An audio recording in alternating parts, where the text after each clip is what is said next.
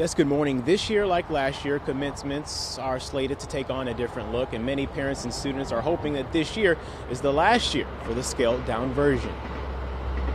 The marquee outside Novi High School is drumming up excitement for this year's graduating class as their big day approaches. We're extremely grateful that we can have some type of in-person graduation. Novi's senior class president, Leah George, recalls watching last year's class graduate virtually. They just got to read the names online, and then everyone has graduated online, and there wasn't really a final moment to say goodbye to anyone.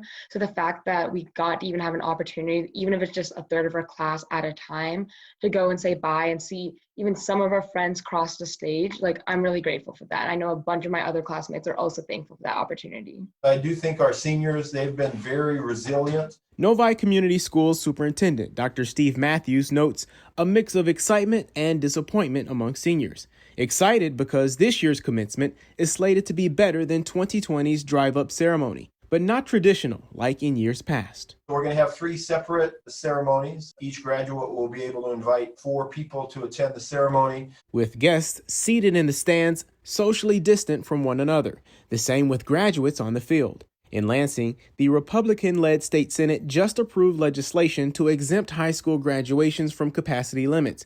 The governor could sign off on it or veto it. West Bloomfield High School principal Eric Pace says his district is following Oakland County Health Department guidelines, which he says is often stricter than the CDC. There's like kind of a break-even point where it no longer becomes safe the more people that you have. He says graduation traditionally takes place at USA Hockey Arena in Plymouth. But since that's indoors, West Bloomfield Stadium will have to do. We have 409 graduates, and in order to get 2 guests per graduate, we're going to do 2 separate ceremonies. Pace says it's tough balancing adequate safety and a variety of expectations. I have a lot of conversations with parents that question some of the decisions that are made, and I don't want to ever put a family in a position to feel like they're compromising their safety or the safety of their families, to get something that we've always traditionally done. I really want everybody to feel safe and comfortable, but still get what they deserve in terms of recognition. I checked in with several other school districts in Metro Detroit. Utica Schools says it's considering several scenarios for its 2,200 graduates, either 1 or 2 ceremonies for each school, a drive-up option, or a full virtual ceremony, some of it depending on whether state guidelines change. Farmington is holding 2 ceremonies and will allow 3 guests per graduate.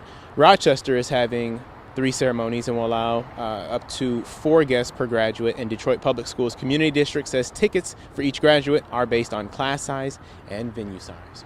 Reporting live this morning, Darren Cunningham, 7 Action News.